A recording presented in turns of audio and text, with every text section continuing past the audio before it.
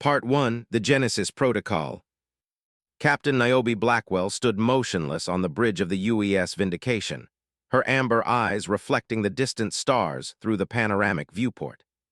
The experimental warship represented humanity's most ambitious military achievement, a fusion-powered destroyer equipped with gravitational weaponry and neural-linked computing systems that responded to crew thoughts almost instantaneously. "Approaching the Vega boundary, Captain," announced Lieutenant Dmitry Volkov from the navigation console. "All systems operating at optimal capacity." Niobe nodded, her close-cropped silver hair catching the blue light from the holographic displays. 23 years of military service hadn't prepared her for commanding humanity's most advanced warship on a mission to the very edge of explored space.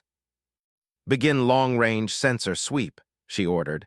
"Let's see what's waiting for us beyond the boundary." Humanity had achieved practical interstellar travel just 25 years earlier. In that brief time, they had established colonies on 14 worlds and built a modest but growing fleet. The Vindication represented the pinnacle of that rapid development, sleek, powerful, and equipped with stealth technology that rendered it nearly invisible against the backdrop of space. "Captain," called Commander Farida Hassan, her voice tense as she studied the sensor readings. "I'm detecting an anomalous signal approximately 3 light minutes from our position. It's pulsing in a mathematically consistent pattern." Niobe moved to the sensor station, studying the readouts. "Natural phenomenon." "Negative," Farida replied. "The pattern is too precise, definitely artificial."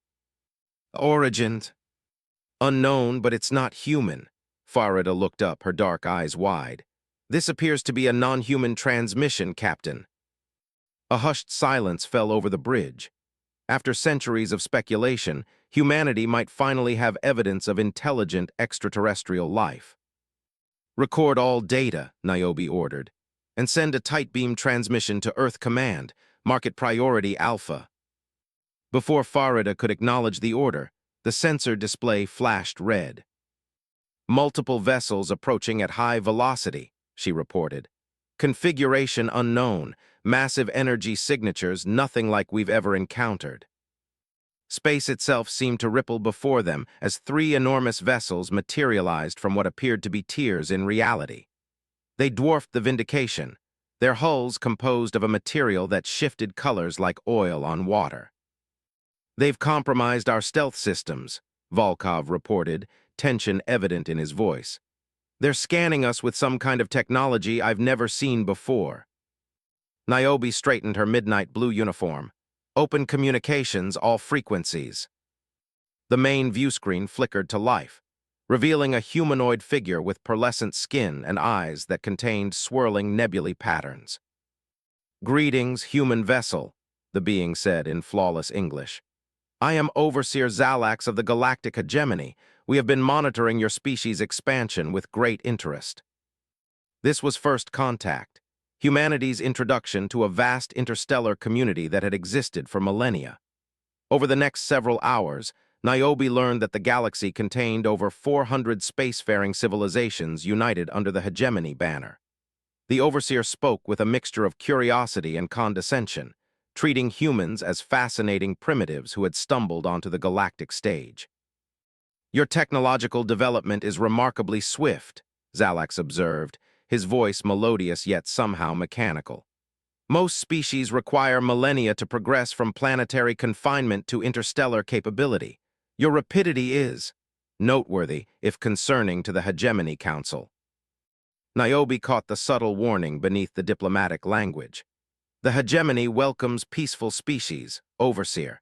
Humanity has no expansionist intentions beyond securing homes for our growing population." "Of course," Zalax replied, though his swirling eyes betrayed skepticism. "The Council has authorized me to invite Earth to send representatives to Axiom Prime for formal introductions.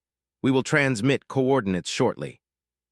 After the communication ended, Niobe immediately set course for Earth, carrying news that would reshape humanity's understanding of their place in the cosmos. Within 2 months, A delegation led by United Earth President Amara Okafor departed for Axiom Prime aboard the diplomatic vessel Concordia. The human delegation returned 4 months later with troubling news. The hegemony was dominated by the Actiony, an ancient species that controlled access to advanced technology. Under their leadership, the hegemony enforced strict technological limitations on developing species, a category that included humanity. President Okafor had been presented with a treaty that would have required Earth to dismantle its most advanced warships and submit to Actiony guidance for a period of no less than 3 centuries. She had politely declined. The hegemony's response came 6 months later when 5 Actiony battle cruisers appeared in orbit around Nova Athena, home to humanity's largest off-world colony. The message was simple: sign the treaty or face the consequences. Dr. Elijah Matsuo stood before the United Earth Defense Council, his holographic presentation displaying complex equations and technical schematics. "The Actiony underestimate us," he said, his voice quiet but intense. "While they've been stagnating for millennia, relying on their established technological base, we've continued to innovate out of necessity." Admiral Tandika Nkosi, commander of the Earth Defense Fleet, nodded. "Explain the ghost phase technology, Doctor." Dr. Matsuo gestured, and the hologram shifted to show a simulation of a warship partially transparent. Conventional hegemony ships rely on energy barrier technology that creates protective fields around their vessels. Our ghost phase drive allows a warship to partially exist in a parallel dimensional state, essentially becoming phantasmal. He manipulated the controls, showing the simulated ship passing through energy barriers. "Based on what we've learned about hegemony sensors, they won't be able to target a phase-shifted vessel. Their weapons will pass harmlessly through our ships." The council members murmured with interest as Admiral Nkosi continued. "We've retrofitted 7 destroyers with the technology, including Captain Blackwell's Vindication. We propose an immediate response to the Actiony threat, not with diplomacy, but with action that demonstrates humanity won't be subjugated." 2 weeks later, Niobe Blackwell found herself commanding a small fleet of experimental warships hidden in the shadow of Nova Athena's largest moon. Below them, the Actiony cruisers maintained their threatening position above New Alexandria, the colony's capital city. Through secure quantum channels, Niobe received the coded message she had been waiting for. "Operation Genesis authorized. All ships activate ghost phase drives on my mark," Niobe ordered, her voice steady despite the weight of what they were about to attempt. "Remember your training. We'll have seconds of surprise before they adapt. Make them count." The human vessels shimmered and partially vanished as the phase technology engaged. They accelerated toward the Actiony cruisers, becoming fully visible only when they opened fire. The Vindication led the assault, its gravitational weapons distorting space around the lead Actiony vessel, crushing sections of its hull like paper. "They're attempting to target us," Volkov reported as the Vindication phased out again, evading a retaliatory energy blast. "Their weapons are passing through us when we're shifted." The battle lasted less than 20 minutes. When it ended, 3 Actiony cruisers drifted as burning wrecks, while the remaining 2 had managed to escape by jumping to faster-than-light travel. The human ships had suffered damage, but none had been destroyed. Niobe stood on the bridge of the Vindication, watching as shuttles descended to the colony below. The colonists were emerging from shelters, cheering as they realized what had happened. Humanity had not only survived its first interstellar battle, it had won decisively against a technologically superior enemy. "Send word to Earth," Niobe ordered. "Nova Athena is secure." What she didn't say, what everyone on the bridge already knew, was that this victory would change everything. The Actiony would not take this defeat lightly. Humanity had just announced its refusal to accept second-class status in the galaxy, and they had done so not with words but with the thunder of their warships. Word of the battle spread quickly throughout the hegemony. Species that had been subjugated by the Actiony for centuries watched with growing interest as humanity prepared for the inevitable counterattack. 4 months after the Battle of Nova Athena, Dr. Matsuo presented his findings to the Defense Council again. We've intercepted communications from within the hegemony. Our victory has inspired something the Actiony haven't faced in millennia, resistance from within. Admiral Nkosi's hologram nodded from her position aboard the orbital defense platform. 7 species have secretly reached out to us seeking alliance. They've been waiting for someone to challenge Actiony dominance. President Okafor raised an eyebrow. Are these potential allies bringing military assets? Some are, the Admiral confirmed. The Thrakarians have secretly maintained a small fleet despite hegemony restrictions. Others offer resources, strategic positions, or technological knowledge. The Zinthari, for example, were master shipbuilders before the Actiony limited their capabilities. Dr. Matsuo added, "We've improved the ghost phase technology. New versions can remain shifted for longer periods and transition more quickly. We've also developed a method to extend the field around smaller Allied vessels." The Council voted unanimously to formalize these alliances, creating what would become known as the Liberation Coalition. Captain Niobe Blackwell, now promoted to Commodore after her victory at Nova Athena, was assigned to command the first joint human-alien battle group. Her first mission came sooner than expected. The Zinthari homeworld, Zinthar, had declared independence from Actiony control. In response, a hegemony battle fleet was dispatched to restore order. Niobe led a coalition force of 32 vessels, 14 human warships and 18 ships from their new allies, to defend Zinthar. As the Vindication led the coalition fleet toward the Zinthari system, Niobe addressed her multinational crew. For centuries, the Actiony have maintained their dominance by preventing technological advancement among other species. They believed this made them invulnerable. She gestured toward the tactical display showing their approaching forces. But they failed to account for one thing: innovation born of necessity. Today, we demonstrate that their age of unchallenged rule is over. The human communication officer, Lieutenant Wei, turned from his console. "Commodore, we're receiving a transmission from the hegemony fleet. The Actiony commander demands our immediate surrender." Niobe's amber eyes hardened as she straightened her uniform. "Open a channel." The main view screen activated, revealing the pearlescent features of an Actiony commander, his nebula eyes swirling with barely contained rage. "This is Commodore Niobe Blackwell of the Liberation Coalition," she said, her voice clear and unwavering. "We do not recognize hegemony authority over Zinthar or its people. Withdraw your forces immediately." The Actiony commander's expression shifted to one of contempt. "Your primitive species has forgotten its place, human. Today we will remind you of the natural order. No more diplomatic courtesies. Your ships will be destroyed, and your colonies will submit or be reduced to ash." Niobe allowed herself a small smile. "You still don't understand what you're facing, do you? Ghost Phase Protocol Epsilon, all ships engage." The Battle of Zinthar was about to begin, and with it, the next chapter in humanity's defiance against an oppressive galactic order, the Liberation Coalition. The Battle of Zinthar proved even more decisive than Nova Athena. Human ships' ghost phase technology allowed them to strike with impunity while protecting the more vulnerable Allied vessels. The Vindication led the assault, its gravitational weapons creating localized distortions that crushed hegemony vessels from the inside out.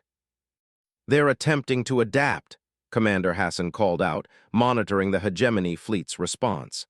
"The Actiony flagship is modulating its energy frequencies." Niobe remained calm as she assessed the tactical display. "All coalition vessels execute maneuver Theta 9. Human ships extend phase fields to cover our allies."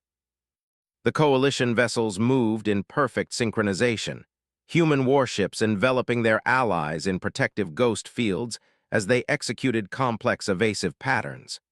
The hegemony's attempts to lock onto the shifting targets proved futile. When the battle ended 7 hours later, the hegemony had lost 29 ships while the coalition lost only 4. The Actiony commander's vessel had fled, carrying news of another crushing defeat. After the battle, the Allied captains gathered aboard the Vindication's conference chamber. Captain Vorex, the Thrakarian commander, studied Niobe with his 4 crystalline eyes. "You fight unlike any species we have encountered," he said, his translator rendering his clicking speech into English. "While most civilizations develop warfare methodically, building on established principles, humans seem to reinvent combat with each engagement." Niobe smiled. "That's because we spent most of our history fighting each other. Competition and conflict drove our evolution, both biological and technological. Now we're applying those lessons to defend freedom rather than conquer." As news of another human victory spread, more worlds declared independence from actiony control. The hegemony, a structure that had maintained stability for thousands of years, began to fracture. Species that had been kept technologically stunted began rapidly advancing with human assistance. 6 months after Zinthar, Admiral Julian Okonkwo stood before the United Earth Defense Council and allied representatives. The chamber had been expanded to accommodate the diverse physiologies of their new partners. The holographic display showed the positions of the rapidly expanding coalition fleet, alongside intelligence about hegemony movements. "The Actiony are mobilizing their forces, but they're facing something they haven't encountered in millennia: widespread rebellion," Okonkwo explained. His tall frame cast a long shadow across the display as he highlighted key strategic positions. "Since our victory at Zinthar, 23 species have reached out to us seeking alliance." President Okafor nodded. "And how are we managing the integration of so many diverse forces?" Dr. Matsuo stepped forward, his latest ghost phase enhancements displayed beside him. "We've established joint research teams combining human innovation with alien knowledge. The Zinthari shipwrights have incorporated ghost phase technology into their vessel designs, while Thrakarian engineers have helped us improve our propulsion systems." He manipulated the display to show a new class of warship, sleeker than previous human designs with distinctive alien influences. "This is the Defiant class, our first truly coalition design. It combines human ghost phase technology with Zinthari composite hulls and Thrakarian propulsion." Admiral Okonkwo continued. "The hegemony has established a blockade around the Procyon system. They're attempting to isolate and contain the rebellion before it spreads further. We propose a major offensive to break this blockade and demonstrate that no system is beyond our reach." The Council voted unanimously to approve the operation. Commodore Blackwell, now commanding the Coalition's Rapid Response Fleet, would lead the assault. The Battle of Procyon became the turning point in what historians would later call the Liberation War. The hegemony had assembled their largest fleet yet, over 200 vessels forming a seemingly impenetrable defensive line around the system. Niobe's strategy was audacious. Rather than a direct assault, she divided her forces into 3 task groups. The first, led by the Vindication, would engage the hegemony's center directly, drawing their attention and fire. The second and third groups, composed primarily of smaller, faster vessels, would execute a pincer movement from above and below the system's ecliptic plane. "Begin ghost phase oscillation," Niobe ordered, as the Vindication led the first group toward the hegemony line. The human vessels began rapidly shifting in and out of phase, appearing and disappearing in an unpredictable pattern that confused hegemony targeting systems. The Actiony responded with a barrage of energy weapons and gravitational missiles, but most passed harmlessly through the phasing ships. Those that found their targets were absorbed by the improved defensive systems developed by the Coalition's joint research teams. As the center engagement intensified, the flanking groups activated their drives, accelerating toward the hegemony's exposed sides. "They've detected our flanking maneuver," Commander Hassan reported, monitoring the hegemony's communications. "Too late," Niobe replied with grim satisfaction. "All ships execute final protocol." The Coalition fleet's ghost phase system synchronized, creating a cascading wave of dimensional distortion that rippled through the hegemony formation.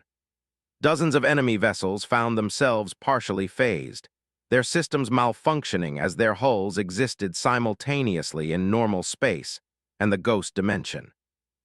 The battle lasted 14 hours. When it ended, the hegemony blockade was shattered, and the coalition had secured control of the Procyon system. The victory at Procyon had strategic implications beyond the tactical success. 3 major hegemony member species, the Varulians, the Nixos, and the Kithri, announced their defection to the coalition. With each defection, the balance of power shifted further away from Actiony control.